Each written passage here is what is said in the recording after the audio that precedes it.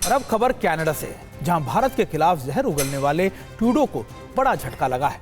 Canada के PM Justin Trudeau के इस्तीफे की मांग लगातार बढ़ती जा रही है।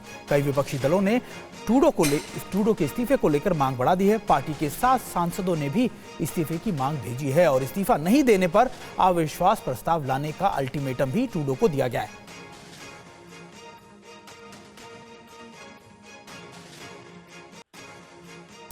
और कनाडा से जुड़ी दूसरी बड़ी खबर है। कनाडा के डिप्टी पीएम ने इस्तीफा दिया है। क्रिस्टिया फ्रीलैंड ने इस्तीफा दे दिया है और पीएम जस्टिन ट्रूडो की नीतियों की निंदा उन्होंने की है।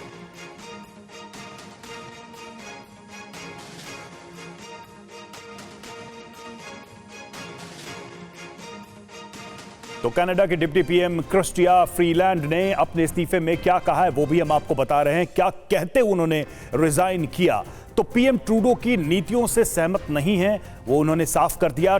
खेती करनी है पर जगह कम है। कड़कनाथ मुर्गी पालन स्टार्ट करें और हर महीने 1 लाख से ज्यादा कमाएं। जानने के लिए फ्रीडम ऐप डाउनलोड करें। ट्रूडो की योजनाएं राजनीतिक चालबाजी हैं।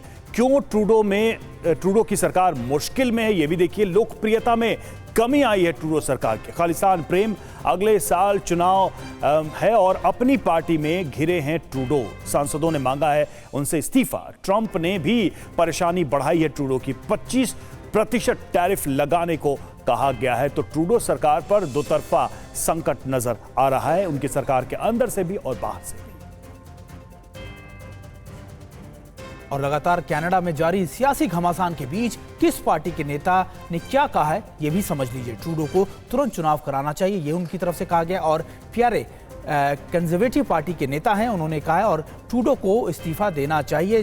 जगमीत सिंह एनडीपी की नेता की तरफ से कहा गया। ट्रूडो नए साल में बने रहेंगे तो अविश्वास प्रस्ताव लाएंगे, ये भी कहा गया। ये पीटर जूलियन की तरफ से कहा गया है, जो एनडीपी हाउस के नेता हैं। और मौजूदा 153 लिबरल सांसदों ने 1/3 ट्रूडो का इस्तीफा चाहते हैं।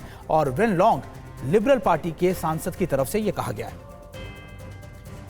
मनीष हमारे साथ इस वक्त जुड़े। मनीष, साफ संकेत है ये तो, ट्रूडो की सरकार इस वक्त गंभीर संकट में है। सरकार के अंदर से भी विरोध की आवाजें हैं और बाहर से दबाव है। देखिए, वो कहते हैं ना कि बड़े बेआबरू होकर तेरे कूचे से निकले हम। तो बहुत हद तक ट्रूडो की स्थिति अब वही बनती जा रही है। ट्रूडो के खिलाफ लगातार उनके ही लोग अब साथ छोड़कर जा रहे हैं। और जैसे जहाज के डूबने से पहले उसके लोग निकलकर भागते हैं, वैसे ही अब सब समझ रहे हैं कि ट्रूडो एक डूबता हुआ जहाज है। पिछले दिनों जब ट्रंप ने धमकी दी तो वो रोते रोते ट्रंप के पास गए थे। बड़ी मुश्किल से उन्हें कुछ दिन का टाइम दिया गया कि ठीक है, अपनी स्थिति संभाल लो। तो कुल मिलाकर यह है कि 20 जनवरी को ट्रंप आएंगे, उसके बाद वैसे भी ट्रूडो की सांसद है और इस बात को उनके साथी समझ रहे हैं, इसलिए एक एक करके जा रहे हैं। और देखिए, आपकी जो जगमीत सिंह, जिसके समर्थन के नाम पर ट्रूडो ने भारत विरोध को लेकर बहुत आगे तक वो बढ़ गए थे, वही जगमीत सिंह भी अब उनका इस्तीफा मांग रहे हैं। तो अब बस यही है कि कुछ दिन बचे हुए हैं ट्रूडो के लिए, मतलब गद्दी पर बने रहने के लिए, और वो कभी भी हो सकता है। लेकिन मनीष, ऐसा लगता है कि अमेरिका का दबाव तो है, क्योंकि 25% टैरिफ बढ़ाने की बात जो अमेरिका लगातार कर रहा है। ऐसा लगता है कि आर्थिक रूप से भी कनाडा के लिए बहुत दिक्कत होगी। राजनीतिक रूप से तो हम देख रहे हैं कि ट्रूडो की जाने की या फिर उनकी विदाई की तैयारियां हो रही है, लेकिन ऐसा लगता है कि आर्थिक रूप से भी कनाडा को बहुत नुकसान झेलना पड़ सकता है।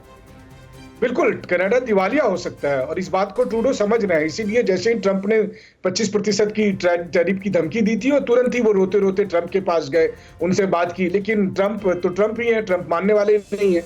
तो 20 जनवरी के बाद यही सब कुछ होना है और इस बात को कनाडा की जो एस्टैब्लिशमेंट है वो समझ रही है। उन्हें लग रहा है कि अगर ट्रूडो गद्दी पर रहे तो ट्रंप मानने वाले नहीं है, क्योंकि ट्रंप ट्रूडो को नहीं पसंद करते हैं और इसीलिए ट्रूडो को हटाने के लिए वो कनाडा को पनिश करेंगे।